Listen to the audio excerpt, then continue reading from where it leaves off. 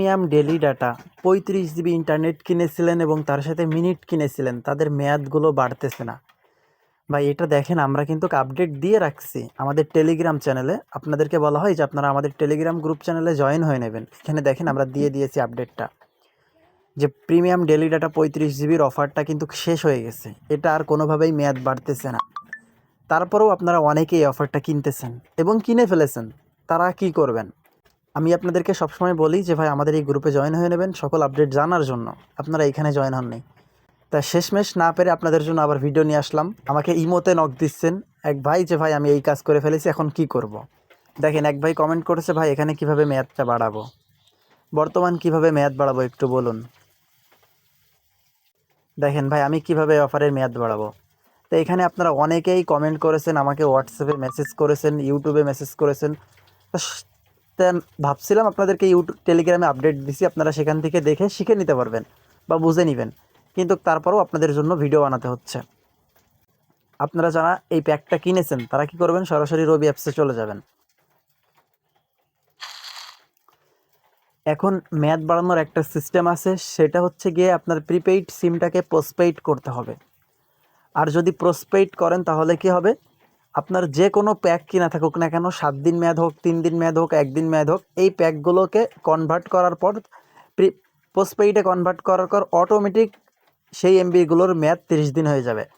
এখন প্রিপেইড থেকে পোস্টপেইড করলে কি ঝামেলা হতে পারে ভাই? সবথেকে বড় যে ঝামেলা হবে, অ্যাকাউন্টে যদি টাকা থাকে সেই টাকাগুলো আপনার একটা লিমিট অনুযায়ী সেই টাকাগুলো কেটে নেওয়া হবে। কেটে নেওয়া হবে বলতে কি, ওই টাকাগুলো সিমেই থাকবে, কিন্তু একটু ঝামেলা।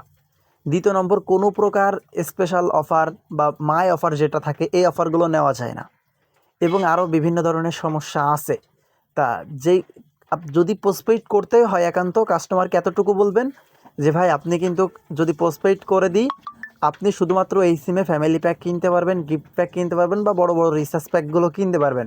এর বাইরে আপনি এই সিমে বেশি অন্য কোনো কাজ করতে পারবেন না, এরকম কাস্টমারকে বলে শোলে বুঝিয়ে তার পরবর্তীতে আপনারা সিমটাকে পোস্টপেইড করবেন।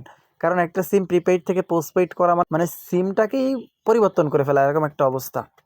তার সিমটা কিভাবে আপনারা মেয়াদ বাড়ানোর জন্য, আপনারা এই উপরে সার্চ বারে ক্লিক করবেন। এই সার্চ বারে এসে লিখবেন প্রিপেইড টু পোস্টপেইড, PRE। দেখেন আমাদের সামনে চলে আসলো প্রিপেইড টু পোস্টপেইড মাইগ্রেশন। আপনারা এইখানে ক্লিক করবেন। এইখানে ক্লিক করার পর আপনার একটা জিনিস মাথায় রাখতে হবে, আপনার সিমে কিন্তু 100 টাকা থাকতে হবে। তো দুই একটা সিমে নাও হতে পারে। দেখেন আমার সিমে 300 টাকার উপরে আছে, এই জন্য আমার এখানে এই লেখাটা আসতেছে।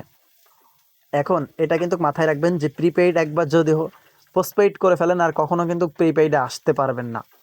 আচ্ছা যাই হোক, এখন আপনাকে পোস্টপেইড করার জন্য এই সিলেক্ট অপশনে ক্লিক করতে হবে। এখন দেখেন কনফার্ম, আমার এমবি আছে দেখেন কত। এখন এখানে যে কনফার্ম মাইগ্রেশনে ক্লিক করবেন। এখন একটা ওটিপি আসবে, এই যে আমার ওটিপিটা চলে আসলো। এখন ওটিপি আমি যদি এখানে দিয়ে দিই তাহলে কিন্তু আমার একটা পোস্টপেইড হয়ে যাবে এবং আমার ইন্টারনেটটা কিন্তু 30 দিন মেয়াদ হয়ে যাবে। কিন্তু পোস্টপেইড করলে কি ঝামেলা সেটা কিন্তু আমি আপনাদেরকে বলে দিলাম। তো আপনাদের সিমে যদি 100 টাকার উপরে কেউ রাখবেন না, 100 টাকা তার পরবর্তীতে আপনারা ট্রান্সফার করে নেবেন আপনাদের অন্য নাম্বারে। তো 35 জিবি মেয়াদ বাড়ানোর মেন একটাই উপায়, সেটা হচ্ছে প্রিপেইড থেকে পোস্টপেইড করা। আর পোস্টপেইড করলে কি কি হতে পারে সেটা আমি আপনাদেরকে বলে দিলাম।